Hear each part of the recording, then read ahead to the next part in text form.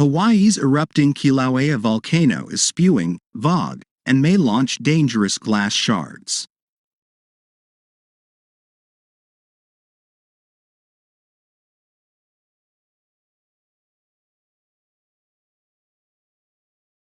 Hawaii's Kilauea volcano started erupting last week.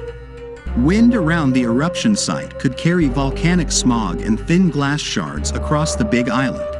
In a fiery and ongoing eruption, Hawaii's Kilauea volcano began spewing lava on June 7th, sending molten rock to the surrounding crater and reaching temperatures as high as 2,100 degrees Fahrenheit, 1,150 degrees Celsius, according to the U.S. Geological Survey, USGS.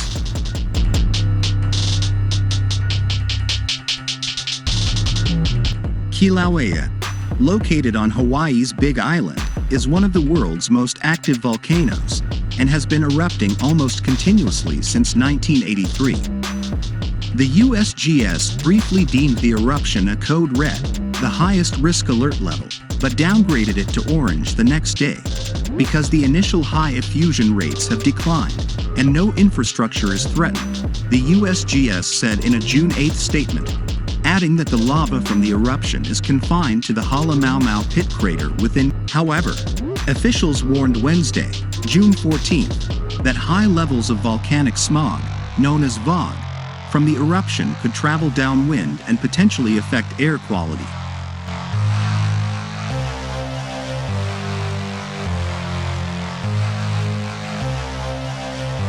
They added that the eruption may sprout off thin, sharp glass fibers called Pele's hair, named after Pele, P-E-H-Le, the Hawaiian goddess of fire and volcanoes.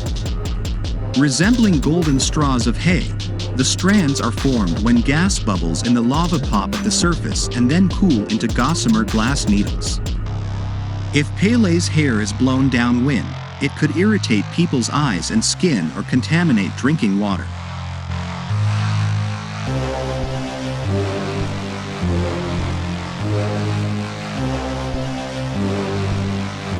The skin of the bursting bubbles flies out, and some of the skin becomes stretched into these very long threads, sometimes as long as a couple of feet, 0.6 meter or so.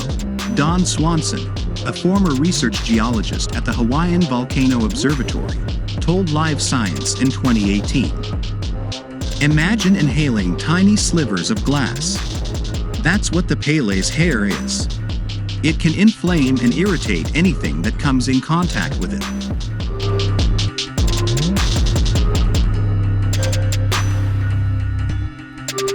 On the first day of the eruption, extreme heat from the lava created wind vortices that sucked up ash and whipped chunks of lava across the Halemaumau crater, an event that the Weather Channel dubbed a volcano nado, but the USGS called a whirlwind or wind vortex. Kilauea's last eruption began in early January and lasted about 3 months.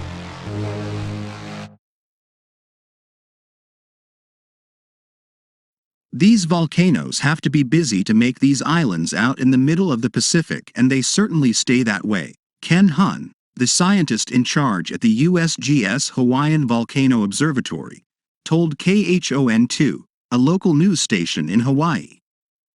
Just like people have behavioral phases, our volcanoes have behavioral phases that they go in and out of.